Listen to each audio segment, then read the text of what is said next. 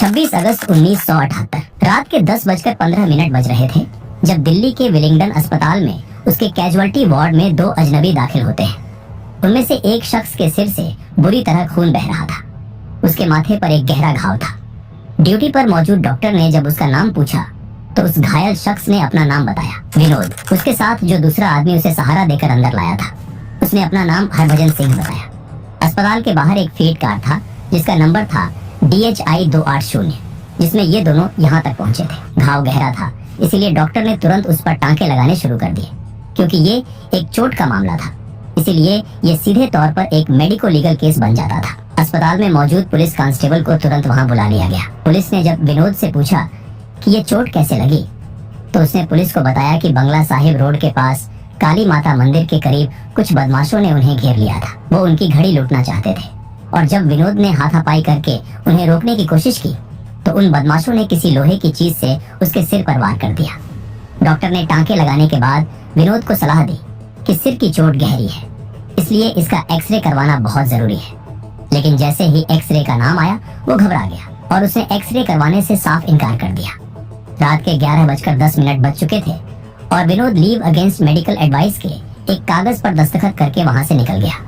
ये मामला अब मंदिर मार्ग पुलिस स्टेशन के सब इंस्पेक्टर रामचंद्र के पास पहुंच चुका था। रामचंद्र ने तुरंत ही इन दोनों विनोद और हरभजन को लेकर उस स्पॉट पर गए जहां विनोद के मुताबिक उनके साथ लूटपाट हुई थी। लेकिन रात के उस अंधेरे में बंगला साहिब रोड पर जब पुलिस ने मुआयना किया तो वहां उन्हें कुछ भी अजीब नहीं मिला।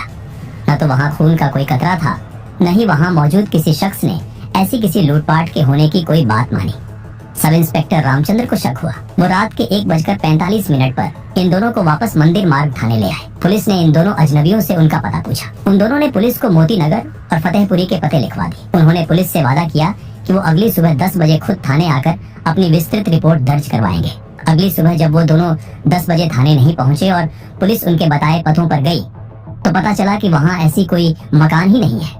पुलिस को ये नहीं पता था कि वो विनोद और हरभजन असल में कौन थे और वो वहाँ से भाग क्यों गए। चलिए अब कहानी के दूसरे और सबसे दर्दनाक पहलू की तरफ चलते हैं। दिल्ली के धौला कुआं के 145 सर्विसेज ऑफिसर्स एनक्लेव में एक बेहद खुशहाल परिवार रहता था। परिवार के मुखिया थे कैप्टन मदन मोहन चोपड़ा, जो इंडियन नेवी में एक कड़क और अनुशासित अफसर थे। उनकी पत्नी और उनके 2 प्यारे बच्चे थे। उनकी 16 साल की बड़ी बेटी थी गीता चोपड़ा। गीता पढ़ाई के साथ साथ एक्स्ट्रा करिकुलर एक्टिविटीज में भी बहुत आगे रहती थी और उसका 14 साल का छोटा भाई संजय चोपड़ा था। 26 अगस्त 1978 शनिवार का दिन चोपड़ा परिवार के लिए एक बड़े जश्न का दिन होना था। दरअसल उस शाम पार्लियामेंट स्ट्रीट पर मौजूद ऑल इंडिया रेडियो के स्टूडियो में युवाणी नाम का एक यूथ प्रोग्राम रिकॉर्ड और प्रसारित होना था। गीता की आवाज बहुत अच्छी थी, इसलिए उसे इस बड़े कार्यक्रम की एंकरिंग करने का मौका मिला था और संजय को इस प्रोग्राम में एक पार्टिसिपेंट के तौर पर हिस्सा लेना था। दोनों बच्चों को शाम 7 बजे तक ऑल इंडिया रेडियो के दफ्तर हर हाल में पहुंचना था, क्योंकि रात 8 बजे उनका प्रोग्राम रेडियो पर लाइव आने वाला था। पिता कैप्टन चोपड़ा ने बच्चों से कहा था कि वो घर पर बैठकर रेडियो पर उनकी आवाज सुनेंगे और फिर रात 9 बजे ठीक उन्हें स्टूडियो से वापस घर लाने के लिए पहुंच जाएंगे। शाम के करीब 6:15 बज रहे थे। हल्की हल्की बारिश हो रही थी। गीता और संजय अपने घर से निकल पड़े। बारिश होने की वजह से वो दोनों धौला कुआं गोलचक्कर पर खड़े होकर किसी लिफ्ट का इंतजार करने लगे। किस्मत से उसी वक्त वहां से गुजर रहे डॉक्टर नंदा नाम के एक मोटर चालक ने उन बच्चों को देखा। बारिश में भीगते बच्चों को देखकर उन्होंने गाड़ी रोकी और उन्हें लिफ्ट दे दी। डॉक्टर नंदा ने गीता और संजय को गोल डाक खाना के पास सुरक्षित उतार दिया। अब बच्चों को सिर्फ कुछ ही दूरी पैदल तय करके ऑल इंडिया रेडियो के दफ्तर पहुंचना था। रात के 8 बज चुके थे। कैप्टन मदन मोहन चोपड़ा और उनकी पत्नी अपने घर में बड़े ही चाव से अपने रेडियो के सामने बैठे थे। उन्होंने रेडियो पर युवावाणी का चैनल लगा रखा था। लेकिन 8:05 हो गए, 15 मिनट हो गए, 30 मिनट हो गए। समय बीतता जा रहा था और रेडियो पर गीता की आवाज नहीं गूंजी। शुरुआत में माता पिता को लगा कि शायद प्रोग्राम डिले हो गया होगा या रेडियो की फ्रीक्वेंसी में कोई दिक्कत होगी। लेकिन जैसे जैसे घड़ी की सुइयां आगे बढ़ रही थी, कैप्टन चोपड़ा के दिल की धड़कनें तेज होने लगी। रात के 8:45 बज चुके थे। अब कैप्टन चोपड़ा से और इंतजार नहीं हुआ। उन्होंने अपना स्कूटर निकाला और सीधे पार्लियामेंट स्ट्रीट स्थित ऑल इंडिया रेडियो के दफ्तर की तरफ दौड़ पड़े। जब वो AIR की बिल्डिंग के रिसेप्शन पर पहुंचे और उन्होंने अपने बच्चों गीता और संजय के बारे में पूछा तो स्टाफ ने बताया कि गीता और संजय चोपड़ा नाम के बच्चे तो आज शाम यहाँ पहुँचे ही नहीं है। ये सुनकर वो घबरा गए। उन्होंने तुरंत अपनी पत्नी को घर पर फोन किया कि क्या बच्चे वापस घर तो नहीं आ गए, लेकिन बच्चे घर पर भी नहीं आए थे।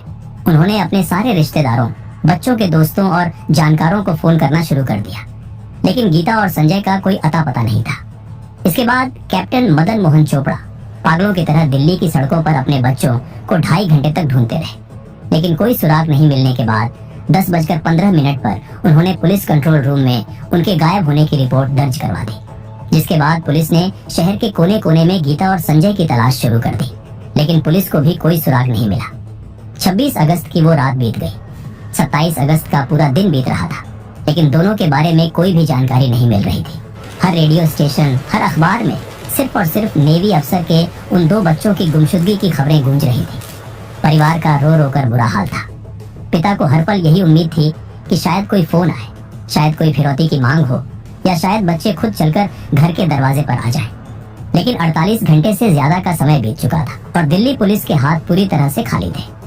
आखिरकार 28 अगस्त 1978 की शाम आई। शाम के करीब 6 बज रहे थे। धनी राम नाम का एक आम सा किसान अपने मवेशियों को चराते हुए अपर रिज रोड के पास दिल्ली रिज के उस घने पहाड़ी और जंगली इलाके में पहुंचा। जैसे जैसे धनी राम झाड़ियों के करीब गया, उसे एक बेहद तेज और सड़ांध भरी बदबू आने लगी। उसने जब झाड़ियों को हटाकर देखा तो उसके पैरों तले जमीन खिसक गई। उसकी चीख निकल गई। वहाँ 2 लाशें पड़ी थी, एक लड़की और एक लड़के की लाश। दोनों लाशें बारिश और नमी की वजह से बुरी तरह डिकम्पोज हो चुकी थी। उन पर कीड़े रेंग रहे थे। डर के मारे कांपते हुए धनीराम वहाँ से भागा और राजेंद्र नगर थाने की पुलिस को इस खौफनाक मंजर की जानकारी दी। राजेंद्र नगर थाने की क्राइम टीम तुरंत मौके पर पहुंची। लाशों के पास गिरे एक छोटे से पर्स और आई कार्ड को देखकर पुलिस वालों का दिल भी बैठ गया। ये वही बच्चे थे जिनकी तलाश में पूरी दिल्ली में हंगामा मचा हुआ था। कैप्टन मदन मोहन चोपड़ा और उनकी पत्नी को बॉडी की पहचान के लिए वहां बुलाया गया।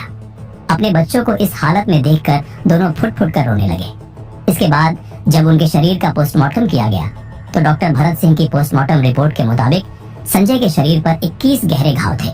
उसे किसी तेज कृपाण और भारी तलवार से बेरहमी से काटा गया था और गीता के शरीर के साथ भी जो दरिंदगी हुई थी वो शब्दों में बयां नहीं की जा सकती थी।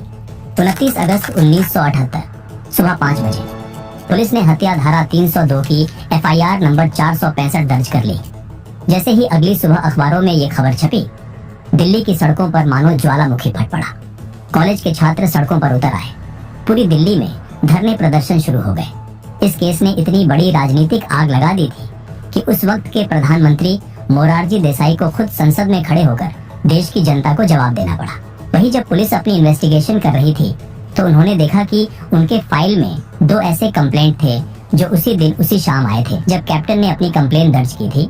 जहां एक कंप्लेंट ये था कि एक आदमी जिनका नाम भगवान दास था, जब वो अपने स्कूटर से घर जा रहे थे तब उन्हें एक फीट कार दिखती है जहां उसके अंदर से उन्हें चीखने की आवाज सुनाई देती है और जैसे ही वो उस कार के करीब जाते हैं देखने के लिए तो ड्राइवर उस कार को तेज गति से भगा देता है।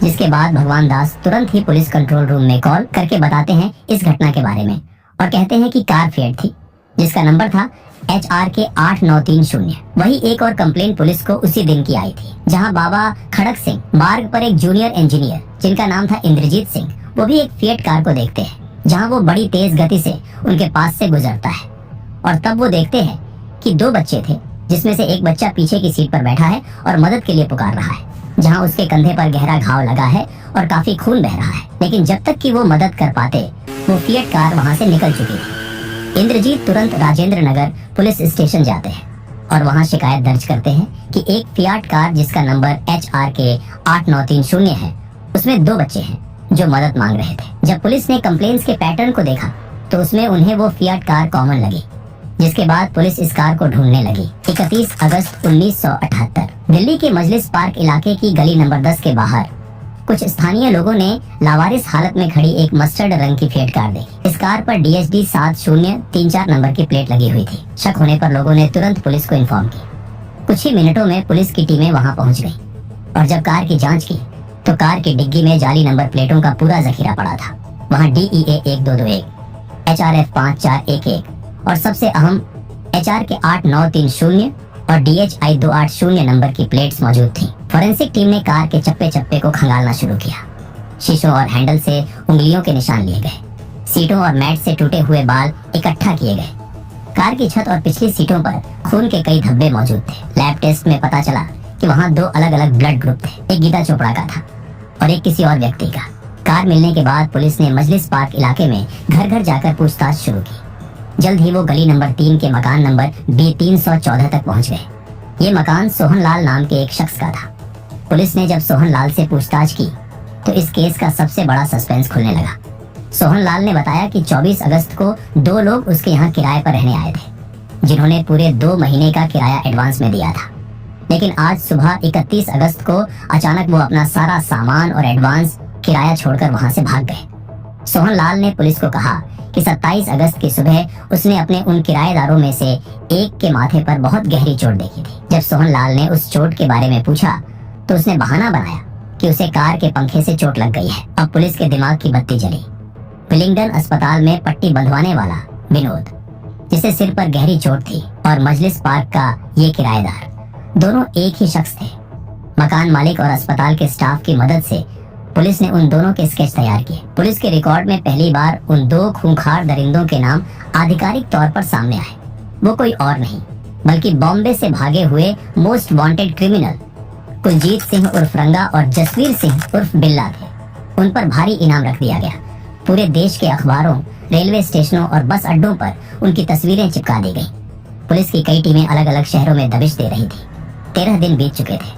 पुलिस दिन रात शहर का कोना कोना छान रही थी, लेकिन उन्हें कोई सुराग नहीं मिल रहा था। जनता का गुस्सा बढ़ता जा रहा था। 8 सितंबर 1978 कालका मेल ट्रेन पटरी से गुजरते हुए यमुना ब्रिज स्टेशन के पास आने वाला था, इसलिए ट्रेन की रफ्तार थोड़ी धीमी हो गई। इसी धीमी होती ट्रेन में अंधेरे का फायदा उठाकर 2 अजनबी चुपके से एक डिब्बे में चढ़ गए।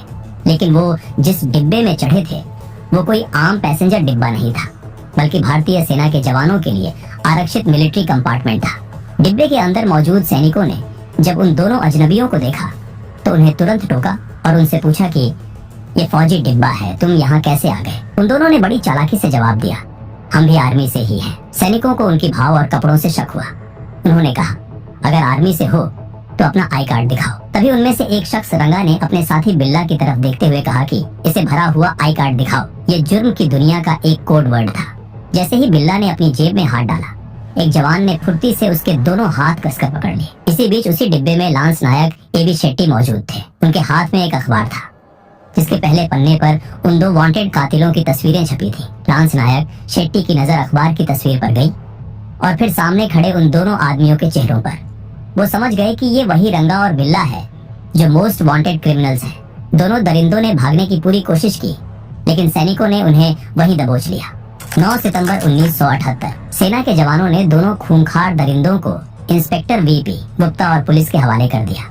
जैसे ही पुलिस ने उन्हें हिरासत में लिया, सबसे पहले उनका मेडिकल चेकअप कराया गया। जब डॉक्टरों ने बिल्ला के माथे का मुआयना किया तो वहाँ एक गहरा कट का निशान मिला। डॉक्टरों ने पुष्टि की कि ये चोट करीब 15 दिन पुरानी है, ठीक 26 अगस्त की रात की। इसके अलावा विलिंगडन अस्पताल की एक्सरे स्लिप पर मिले फिंगरप्रिंट्स भी बिल्ला की उंगलियों से 100% मैच कर गए। अब कोई शक नहीं बचा था।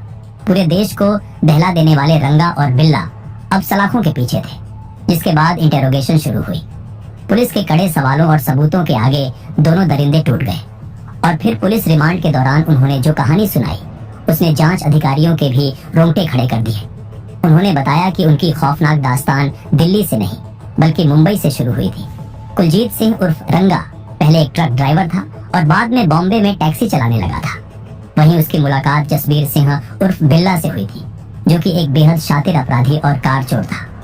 रंगा को बाद में पता चला कि बिल्ला कोई मामूली चोर नहीं है, बल्कि उसने बॉम्बे में 2 अरब नागरिकों का बेरहमी से कत्ल किया है। जुर्म के इस गठजोड़ ने बॉम्बे में रंगा की टैक्सी का इस्तेमाल करके एक बच्चे को किडनैप किया था। जब पुलिस उनके पीछे पड़ी, पुलिस की गिरफ्त से बचने के लिए ये दोनों दरिंदे बॉम्बे से भागे। कुछ दिन सूरत में छिपे और आखिरकार 16 अगस्त 1978 को उन्होंने दिल्ली में कदम रखा। दिल्ली आते ही उन्होंने किडनैपिंग और फिरौती का एक खौफनाक प्लान बनाया। उन्होंने अशोका होटल से एक फिएट कार चुराई, जाली नंबर प्लेट्स तैयार की और मजलिस पार्क में एक किराए का कमरा लिया। इंटेरोगेशन रूम में रंगा और बिल्ला ने बताया कि 26 अगस्त की उस शाम धौला कुआं के पास उन्होंने उन दोनों बच्चों गीता और संजय को बारिश में लिफ्ट के लिए इंतजार करते देखा। उन्होंने कार रोकी और बच्चों को ऑल इंडिया रेडियो तक छोड़ने का झांसा देकर अंदर बैठा लिया। जिसके बाद रंगा और बिल्ला ने बड़ी चालाकी से कार के अंदर के पिछले दरवाजों के हैंडल पहले से ही इस तरह से ढीले कर रखे थे कि अंदर बैठते ही वो टूट कर गिर जाए। जब बच्चों को एहसास हुआ कि कार गलत रास्ते पर जा रही है तो उन्होंने विरोध किया। दोनों बच्चों ने हार नहीं मानी। संजय अपनी पूरी ताकत से बिल्ला से भिड़ गया और गीता ड्राइविंग सीट पर बैठे रंगा के बाल नोचने लगी। ये वही हाथापाई थी जो एक चश्मदीद ने गोल डाक खाना के पास देखी थी। रंगा और बिल्ला ने बताया कि वो बच्चों को डराने के लिए दिल्ली की सड़कों पर घुमाते रहे। रात करीब 7:30 बजे वो बुद्धा जयंती पार्क के पास रुके। वहाँ रंगा ने बच्चों के लिए कैंपा कोला और आइसक्रीम खरीदी, जो बाद में संजय की पोस्टमार्टम रिपोर्ट में सच साबित हुई। बिल्ला ने बच्चों को झूठी तसल्ली दी कि वो सिर्फ एक ज्वेलर को लूटना चाहते हैं और उसके बाद उन्हें छोड़ देंगे। वो बस कार को यहाँ से वहाँ घुमा रहे थे। वो चाहते थे कि जल्द से जल्द अंधेरा हो, और अंधेरा होते ही रात के 9:30 इन हैवानों ने अपना असली रूप दिखाया। वो गाड़ी को अपर रिज रोड के घने और सुनसान जंगलों की तरफ ले गए। वहाँ उन्होंने संजय को घसीटकर झाड़ियों में फेंका और उस पर कृपाण और तलवार से 21 वार करके उसकी बेरहमी से हत्या कर दी। गीता ये सब देखकर भी खौफ से सुन्न नहीं हुई। जब दरिंदों ने गीता के साथ सेक्सुअल असॉल्ट की तो उस बहादुर लड़की ने कार में रखी तलवार उठा ली। उसने बिल्ला के सिर पर एक जोरदार वार किया जिससे बिल्ला का माथा फट गया। गीता की इस हिम्मत से बौखलाए उन हैवानों ने अंततः गीता को भी मौत के घाट उतार दिया। पुलिस की कड़ी रिमांड और पूछताछ के दौरान 21 और 22 सितंबर को दोनों दरिंदों ने बिना पुलिस की मौजूदगी के मजिस्ट्रेट के सामने अपने गुनाह पूरी तरह से कबूल कर लिए थे। लेकिन जैसे ही अदालत में ट्रायल का दौर शुरू हुआ, वहाँ दोनों ने अपने दिए गए बयानों से पूरी तरह मुकर गए। रंगा चीख चीख कर अदालत में कह रहा था कि हत्या और बलात्कार का पूरा प्लान बिल्ला का था, और बिल्ला अदालत से कह रहा था कि गीता को मारने वाला और संजय को झाड़ियों में ले जाने वाला रंगा ही था। दोनों एक दूसरे पर इल्जाम लगा रहे थे, लेकिन दिल्ली पुलिस के पास सबूत थे। दिल्ली पुलिस ने सारे सबूतें कोर्ट के सामने पेश कर दिए। मजलिस पार्क से बरामद हुई वो मस्टर्ड रंग की फिएट कार, उसमें मिले बच्चों के और बिल्ला के खून के धब्बे, विलिंगडन अस्पताल की एक्सरे स्लिप पर मौजूद बिल्ला के फिंगरप्रिंट्स और पुलिस द्वारा रिकवर की गई वो खून से सनी कृपाण और भारी तलवार सबूत सारे रंगा और बिल्ला के खिलाफ थे। लगभग 1 साल तक चली उस लंबी सुनवाई के बाद आखिरकार 16 नवंबर 1979 दिल्ली की अदालत ने अपना फैसला सुनाया। कुलजीत सिंह उर्फ रंगा और जसवीर सिंह उर्फ बिल्ला को किडनैपिंग धारा 363, गैर इरादतन कैद धारा 365, अपहरण धारा 366 और 367 और हत्या धारा 302 के गंभीर आरोपों के तहत दोषी करार दिया गया। जज ने उन दोनों को फांसी की सजा सुना दी। मौत की सजा सुनते ही दोनों की रूह कांप गई। खुद को फांसी से बचाने के लिए उन्होंने तुरंत सुप्रीम कोर्ट में अर्जी दी। 21 अप्रैल 1981 को तत्कालीन चीफ जस्टिस वाई चंद्रचूड़ की अगुवाई वाली बेंच ने उनकी अपील को सिरे से खारिज कर दिया और उन्हें फांसी देने का आदेश दिया। 31 जनवरी 1982 सुबह 8 बजे दोनों को फांसी दी गई।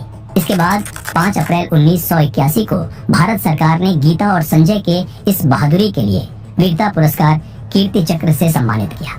इतना ही नहीं, 1978 में ही संजय चोपड़ा अवार्ड और गीता चोपड़ा अवार्ड की स्थापना की। गीता और संजय आज हमारे बीच नहीं है, लेकिन उनकी बहादुरी की वो मिसाल आज भी हर उस बच्चे में जिंदा है। आप इस पूरी कहानी पर क्या कहना चाहते हो, हमें कमेंट करके जरूर बताएं। वही ऐसे ही रियल क्राइम स्टोरीज देखने के लिए हमारे चैनल को सब्सक्राइब जरूर करें।